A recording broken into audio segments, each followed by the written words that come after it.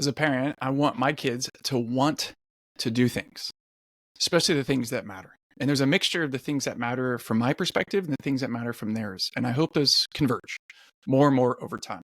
Really effectively, I want my kids to be internally motivated. But do you ever feel like your kid is just going through the motions, kind of chasing whether it's grades or doing activities that don't really light them up? I know as parents we want them to succeed, but what if success feels empty along the way because it's not aligned with who they are? That's possible. And I think it's happening for more kids than we even realize. So in this episode, I want to help us step back and think about that. Think about your kids. Truly consider, ponder what matters to them, what lights them up. Maybe you've watched your kid push themselves to try to achieve something, whether it's a grade, a class, a sport, extracurricular, and then you realize later that they weren't even enjoying it. And maybe worst case scenario, they're doing it because they feel like they should, or because everyone else is, or maybe to try to please you in some way.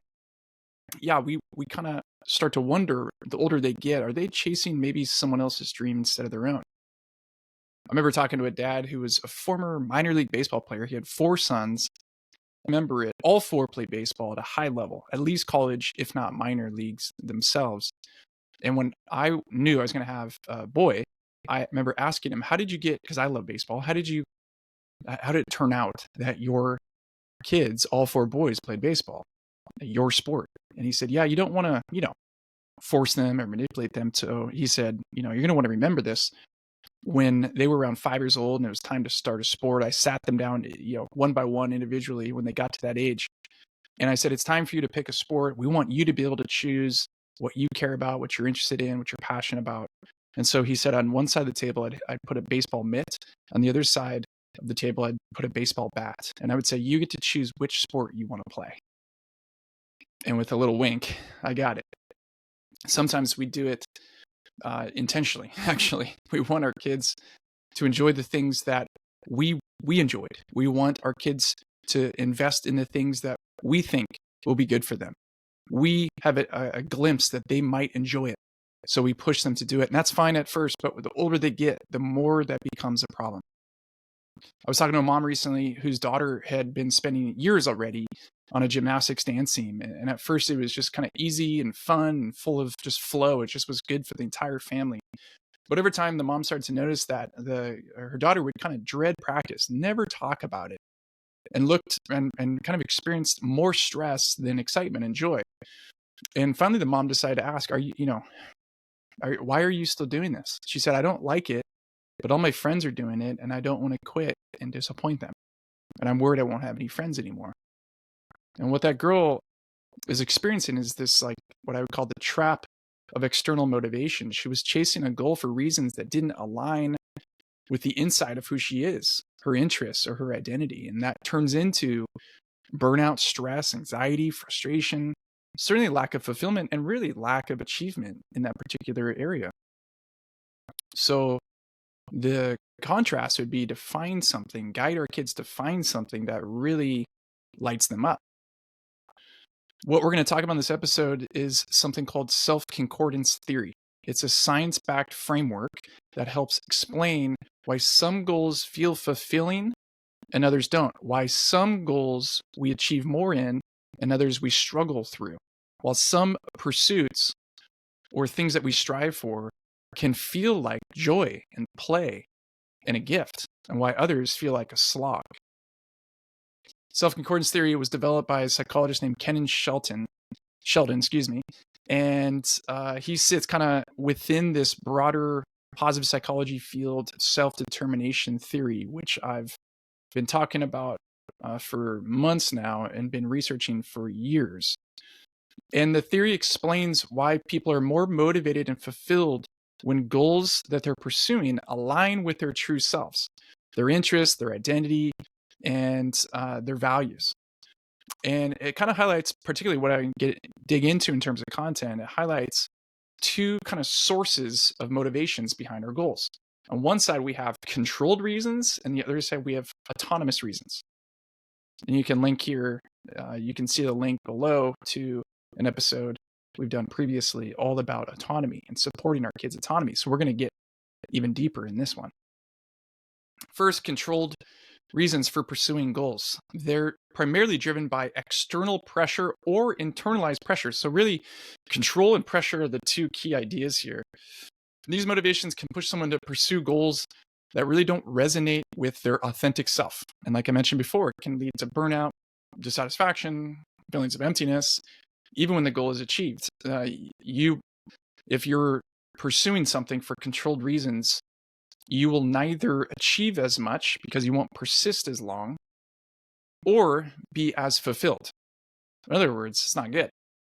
So within controlled reasonings, there's an external motivation, which is, the pursuit of external rewards, validation, approval, praise, maybe even financial incentives. I know so many kids, when I've coached Little League or soccer, will come up to me and say, my mom or my dad said, or my grandma said, if I score a goal today, they're going to buy me ice cream or pay me $1 for every hit.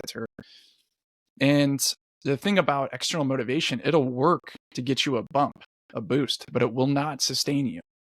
It will not stay long. For example, a kid signing up for a sport just to impress their peers, just to make their parents happy. It's a subtle thing, but external motivation is one kind of controlled reasons. The other part, which is a little bit trickier, the technical word is introjection. Intro, coming from within. It's this kind of motivation rooted in guilt or shame or the need to prove something. I can for sure relate to this. A kid maybe joins a club because they feel like they should or have to, which are key words, in order to meet parent expectations, be qualified for a certain caliber of college someday. The focus is essentially on avoiding negative feelings. I'm trying to manage guilt by trying harder, try to avoid shame by putting my head down, not genuine passion or interest. Both types of controlled motivations can leave kids feeling disconnected from their goals. Even if they succeed, like I've said, it doesn't really bring them much satisfaction. So those are controlled reasons. The other side, the good side, are autonomous reasons, autonomy. And that reflects motivations that are, another technical word, it's self-endorsed, meaningful to you, aligned with a person's values and interests, unique wiring and shape. These types of motivation fuel achievement, persistence, satisfaction, and internally, more fulfillment. In other words, happiness. 3 types of autonomous reasons. 1, intrinsic. It's motivation based purely on enjoyment or passion. That's how I feel about golf. That's how my son feels about surfing. It's just, I love it. There's no need for external rewards to stay engaged. You are energized by the activity itself. So intrinsic motivation is 1. Identified motivation is another. It comes from recognizing the value of that goal, even if it's not immediately enjoyable. For example, a kid can study for a test because they value doing well in school and see how it connects with their future goals. That's an identified, and that has to come from within. Then the effort feels worth it because it aligns with something that matters. The third would be integrated motivation. This is kind of like what they would call the highest form of it, where the goal becomes a seamless part of your identity. It's identified motivation. It's a kid who's, let's say, passionate about something like social justice or climate change, who organizes a fundraiser because it aligns with their deeply held beliefs about saving the world, making a difference, making an impact. In this case, it feels fully aligned to yourself, aligned to your passions, your purpose, your identity. It's a really, really good one. So why does this matter? Goals driven by controlled reasons feel burdensome. They feel depleting. You feel worse after. They're unsatisfying, even if they're achieved, and the chances are they won't be. On the other side, goals driven by autonomous reasons feel energizing. You actually feel more energy by participating in them, more meaningful, more fulfilling. So how do we guide our kids towards the good kind, autonomous motivation, while helping them align with their actions with who they truly are? Let me just share kind of an example to illustrate the difference. Okay, imagine your kid, deciding whether to join the debate team. It's not necessarily super common, but it's a concept. It's an extracurricular. It's an activity. Okay, so controlled reasons from an introjection place, introdected. I should do this because my parents expect me to, and I don't want to disappoint them. So the driving motivation is to avoid discomfort and disappointment. And you just want to avoid that at all costs. The external thing would be everyone else is joining and it'll look great on my college applications. It's hard to say as a parent. You might imagine your kid saying that and be like, sounds good to me. But it's real subtle. That's why it's so important to know the difference. Now, let me give you examples on the autonomous side. Intrinsically, a kid might say, I love debating because it's exciting to craft arguments and think on my feet. That's an intrinsic. I just love doing it. Gosh, I get to do that. That's awesome. Identified would be debating will help me improve my communication skills, which I know will be a valuable thing in my career. That's also from within, something that matters to me, something that's meaningful to me. An integrated autonomous reason would be I see myself as a future leader, and debate is a great way to align with my goal of being a strong advocate for change. So all around the same idea of a kid joining a club can flow from very different reasons. Again, we want to help our kid learn to parse those things out, to think, even to offer them, are you doing this because this? Yes or no? This? Yes or no? Or maybe even to the degree on a scale. Or are you doing it for these reasons? And you can help a kid have this internal compass over time, which is going to serve them every day of their lives. As you know, the teenage years are a critical time for identity formation, figuring out who you are and how the world works, and how you fit in it. And goals are a key part of it. They're trying to figure out who they are, distinctly different from others, while looking for validation, acceptance, belonging, and ultimately feeling like they deeply matter. There are external pressures everywhere, from peers, from authority figures, from coaches, from teachers, from college admissions, from social media. And teaching our kids to be able to reflect on and distinguish the difference of drives, of sources of motivation, can be a critical life skill. So how do we do that? Step one, we want to teach our kids to encourage self-reflection. And we can model that before we even teach them this. So asking them questions like, what excites you about that? When do you feel most yourself? And really teach them to reflect and think and explore which parts of practice, which parts of the day, which parts of that game, to really pinpoint, was it this or was it that? Was it this or was it that? And then second step would be to shift the focus from outcomes to process. We want to avoid adding pressure to our kids that's unhelpful, like perfect grades or living up to someone else's expectations or trying to be someone that you're not. Rather, we want to celebrate effort, curiosity, and growth over those external rewards. Third step would be to help them identify their authentic interests. Pay attention to their hobbies, what they're talking about, how they spend their free time. I've noticed that you light up when you. I've noticed you light up when you. Those are the kinds of sentences to say, just to mirror, neutrally. Have no skin in the game. I've just noticed. And then allow them to affirm or deny. Like I mentioned, modeling self-concordance in your own life to allow yourself the chance to externally process something perhaps that you're doing for control reasons. And then extra credit would be for them to watch you make decisions to align more to autonomous reasons. Like, for instance, getting out of a commitment that you've made, quitting something, changing how you approach things.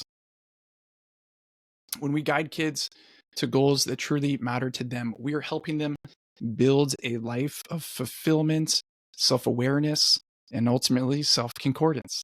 That's what this is all about and why it's so important. So I encourage you this week to reflect on this content. Maybe watch this again, read the article that goes along with this. It's on our resources blog page. You can find it in the show notes. And then start watching your kid reflect on their activities. I want my kids to choose the right stuff. And I'll never forget the moment when we were leaving a pediatrician's office when my son was 14-ish. He had broken his collarbone because he was mountain biking, and this is back during COVID. And right when his travel club baseball team was starting practice again, it was finally sort of safe to do so. I remember being in that office and the pediatrician said, "So, are you still playing baseball?" And baseball was my sport. And baseball is something I coached and something we did together. And it had been a few months because of COVID and because of his collarbone.